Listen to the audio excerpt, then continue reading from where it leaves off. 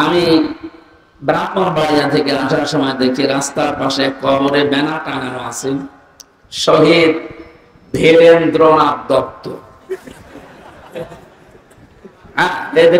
আমার সামনে, সত্য কথা বলছে।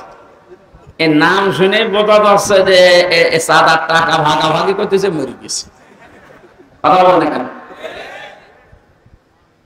আমরা শহীদ আরো কিছু মানুষের নামের আগে পরে দেখতে পাই। আল্লামা শহীদ দেলাওয়ার হোসাইন সাইদি রহমতুল্লাহ আলাইহি, এটা শহীদ না? উনি সারা জীবন এই কামনা করতেন, আল্লাহুম্মা ইন্নী আসআলুকা শাহাদাতান ফি সাবিলিক। হে আল্লাহ, তুমি আমাকে যদি মরণ দাও, তোমার কাছে আমি চাই তুমি আমাকে শাহাদাতের মরণ দিও। জেলখানার ভেতরে উনি কিন্তু ধুকে ধুকে মরে যেতে পারতেন, তারপরও শাহাদত পেতেন। কিন্তু এমন জায়গায় আল্লাহ নিয়ে তাকে জালেমদের হাতে মৃত্যু দিয়েছে, কেউ যেন দুনিয়ায় সন্দেহ করতে না পারে যে উনি এমনি মারা গেছে। উনি যে শহীদ, এটা এখন বাস্তব প্রমাণিত। এর কয়েকটা প্রমাণের ভেতরে এক নম্বরে, উনি হাসপাতালে ঢোকার আগে যে হাসিটা দিয়েছিল, এটা কোন রোগী মানুষের হাসি না। তাকে রোগী বানিয়ে মেরে ফেলা হবে এই কারণে ওখানে নিয়ে গেছে।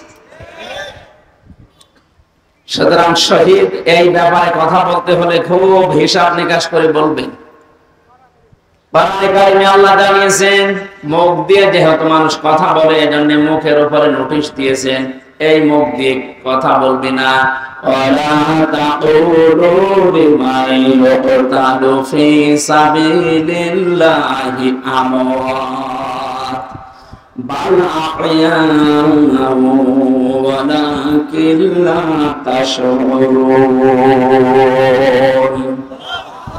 সূরা বাকারার 154 নম্বর আয়াতে আছে, তাফসীরে ফি জিলালিল কোরআনের ব্যাখ্যা আছে, আমি শুধু সামারাইজ করে একটু অল্প বলছি। আল্লাহ পাক বলেন, মুখ দিয়ে কথা কখনোই বলবি না, শুধু একজন দুইজন না, তাকুলু বহু বচন। কেউ কথা জীবনেও বলবি না যে যারা শহীদ হয়েছে, যারা মারা গেছে। যদিও কয়েকদিন আগে কয়েকটা ভিডিও দেখছিলাম, আহলে হাদিস, আহলে কোরআন বিভিন্ন নাম নিয়ে তারা এ কথা বলতে চাচ্ছিল বা বলিয়েছিল যে শহীদ আবু সাইদ নিজে বুক পেতে আত্মহত্যা করেছে, শহীদ হয়নি। আমি গতকালকে আবু সাইদের কবর দেখে আসলাম, কত বর্ষ দিন। সিরাজগঞ্জবাসী, শুধু আপনাদেরকে না, রেকর্ড হচ্ছে এটা, তামাম দুনিয়ার মানুষকে বলছি, শহীদদের ব্যাপারে কথা বলতে হলে হিসাব করে বলবেন। কারণ আল্লাহ নিজে এটা মুখের উপরে নোটিশ জারি করে দিয়েছেন, কথা বলা যাবে না। বাল আহয়া, আল্লাহ বলেন ওরা জীবিত, ওরা কি? ওরা কিল্লা তাশউরুন, কিন্তু তোমরা টের পাও না।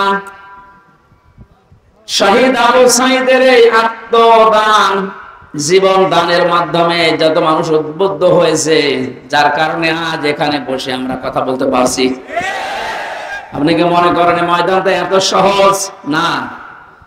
আজকের এই অনুষ্ঠানের জন্য কারো পারমিশন লাগে নাই, অথচ 5 তারিখের আগে অনুষ্ঠান করতে 14 জায়গায় বলা লাগতো। যাদের সাথে ঘৃণায় কথা বলা যায় না, মানুষ মনে করা যায় না, এই মানুষের কাছে বলা লাগতো, ভাই একটু লিখে দেন।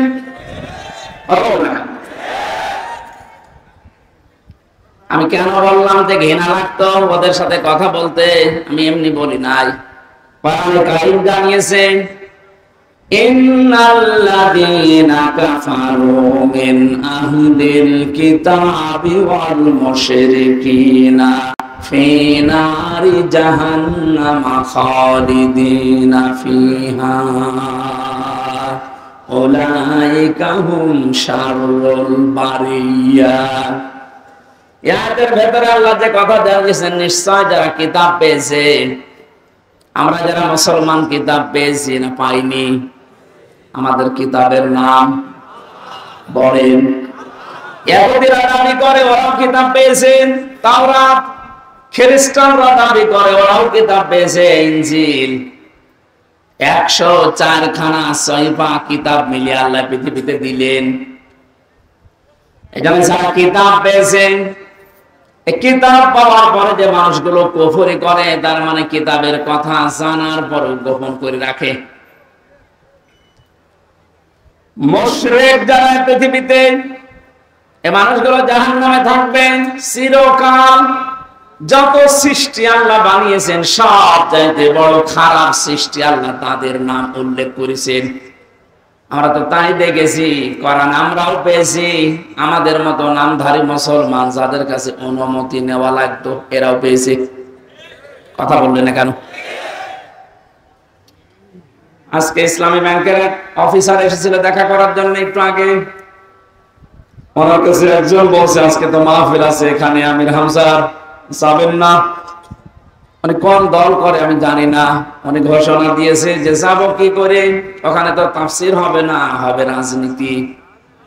আপনি কথা বলতে পারলেন?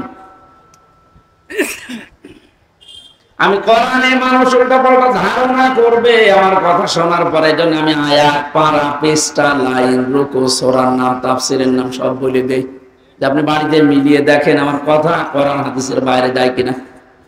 এরপরেও যে লোকটাই কথা বলেছে যে ওখানে ওয়াজ হবে না, তাফসীর হবে না, রাজনীতি হবে, রাজনীতি কি ওয়াজের বাইরে?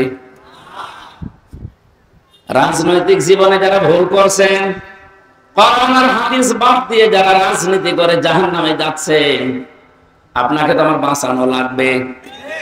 আপনি আরো বন্ধু মনে করে আসবেন, তাড়াতাড়ি না উল্টা পাল্টা ফতোয়া দিয়ে নিজেও আসেন না, মানুষের মনোসন্দেহ তৈরি করেন।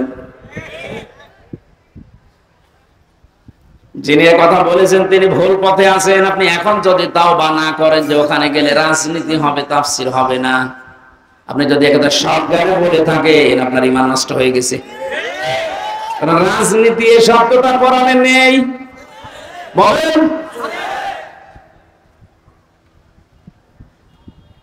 শুধু তাসবিহ আদায় করার জন্য, শুধুমাত্র নামাজ পড়ার জন্য, জিকির করার জন্য যদি আল্লাহ আমাদেরকে বানাতেন, তাহলে পুরা কোরআন শরীফে প্রায় 9 জায়গায় কথাটা আছে, সাব্বাহা লিল্লাহি মা ফিস সামাওয়াতি ওয়া মা ফিল আরদ।